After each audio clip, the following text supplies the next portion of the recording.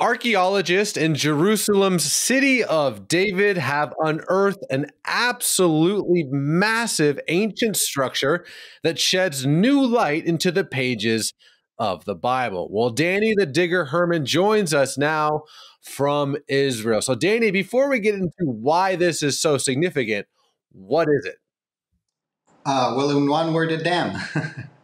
It's a massive wall at the southern end of the city of David, where the New Testament places the pool of Siloam, but the origin of the pool of Siloam go back to the First Temple period and have always been attributed to King Hezekiah. King Hezekiah was facing a critical threat on his kingdom and his city. The Assyrians were on their way, so he dug a channel that took the water safely from the Gihon spring to the southern end where the water accumulated. And that system was still in use in the time of Jesus, so that's where he later performed the miracle as recorded in the Gospel of John. Now, for many, many years, everyone thought that the Pool of Siloam is at a different end of that channel, but I think it was 2003 when my friend Eli Shukrun, who studied archaeology with me, was in charge of some salvage excavations to clear out some flood. And lo and behold, he found a very wide flight of steps leading to a cavity, a lower area, but in a new location. And wide flight of steps in Jewish context is usually a ritual bath. So Jesus performed the miracle of healing that blind man in a very big public ritual bath. So yeah, so that's the question. This dam is kind of breaking, I guess, a couple ideas that maybe have been the prevailing thought. What are we learning from this? Why is this so significant? Yeah, so they found only the corner of that ritual bath, and for many years the state, the Israel Antiquities Authority, were trying to get a permit to dig the rest of it, but it was Greek Orthodox property. Making a long story short, they managed to buy the property. The Greek church tried to oppose to that, to deny the fact that they sold it, but after it was proven in the Israeli court, they finally started digging up the rest of the pool, expecting to find more wide flight of steps, and lo and behold, instead of that, all they found is a big hole.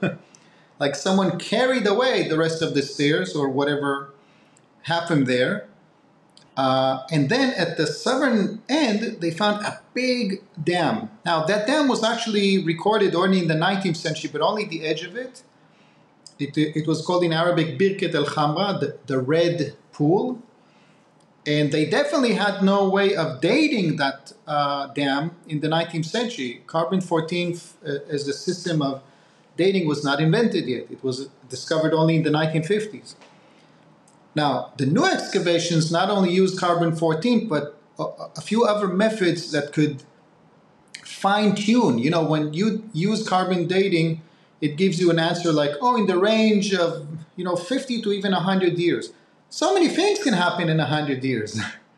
I mean, okay, it's the first century, but is it early first century, mid first century, or late first century?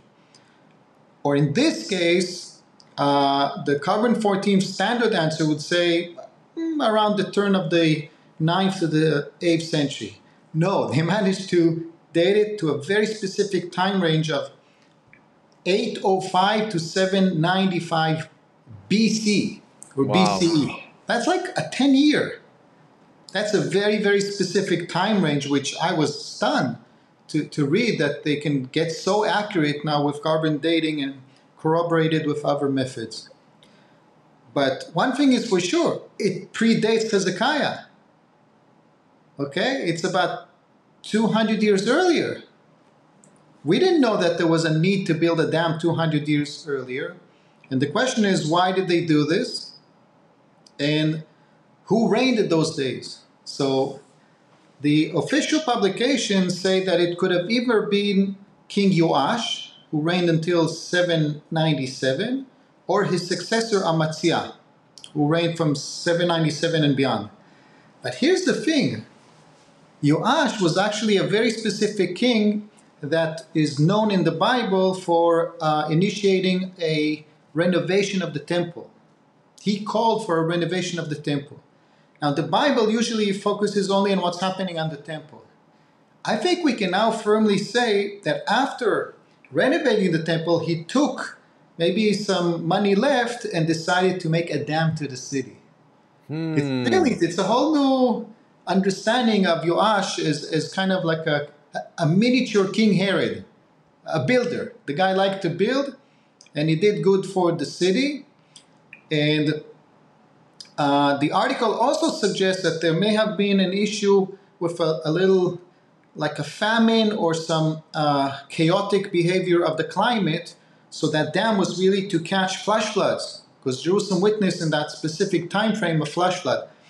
This is a result that can only come out of what's called an interdisciplinary research, meaning it's not just classical archaeology of studying layers and pottery, but also bringing ancient climate experts and asking them, what do you think happened around the turn of the beginning of the 8th century? Okay, so we all of a sudden get these nuances in data that was never available before for archaeological research. I love it. Okay, so does that mean that King Hezekiah did not build the Pool of Siloam, or that he was maybe doing something in addition to what already existed? What can we learn from this, from the what the Bible tells us? He was, in my opinion, again, everything is my opinion, he was connecting the dots. Meaning you had the Gihon spring on one hand, and you had now the dam on the other hand, which was, by the way, being supplied by Gihon water through the Canaanite tunnel. People tend to forget, but there was a Canaanite tunnel built already in the Middle Bronze Age, taking the Gihon spring water to that southern end. Okay, that dam was to collect water of the Gihon spring on regular days, and flash floods if you had indeed these extreme sudden rains. But there was one problem with the Canaanite tunnel. It wasn't secure enough. It had outlets. It could have been accessed from the Kidron Valley, and if the Assyrians were to show up, it would have been useless.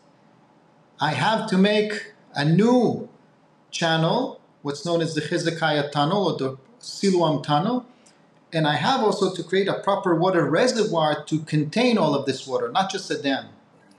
Okay, so he had some of the infrastructure already there, and he, as I said, connected the dots and made it all a proper secure water system.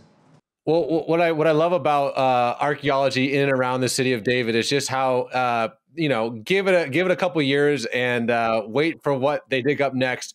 When it comes to this tunnel, the Hezekiah's tunnel, famously, how do we know that this was Hezekiah's tunnel that's connecting these two things? Obviously, there was a major archaeological find with some writing on it. Can you maybe tell us what that was?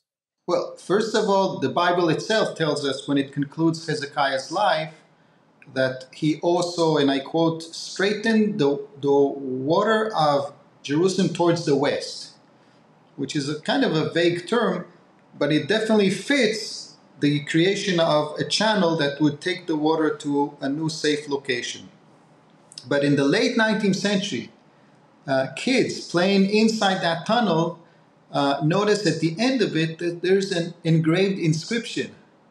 And it was pulled out and nearly stolen, but Konrad Schick, a German engineer and an archaeologist, managed to make a copy of it, and later the Turks took it, and you can see it to this day in Turkey. They took it to Istanbul, where it's kept to this day. And the text is quite clear. It's a specific inscription that expresses the joy of the people who carved that tunnel, and expressing how they completed the job and the water started flowing. Wow. Unfortunately, what do they not tell us? Who told them to do this tunnel, when, and why? But if we corroborate it with what the Bible tells us, it's quite clear that it's the King Hezekiah's project, plus the fact that the style of the letters is from the 8th century, the time of Hezekiah. Wow. So in archaeology, we rarely have a clear, perfect answer to any question, but the circumstantial evidence is quite clear. Almost all scholars agree that that was a project made by Hezekiah, and now we have a better understanding that he was using an infrastructure set up by King Yoash nearly 200 years earlier. Wow. It's just so cool, Danny. You have the coolest job in the whole world. We're not talking about stuff from 300 years ago, which by itself would be really fascinating. But we're talking about the validation of things from 3,000 years ago. It's just so cool. Danny the Digger Herman, you're one of one, my brother. God bless you and thank you. Thank you. God bless you, Lito.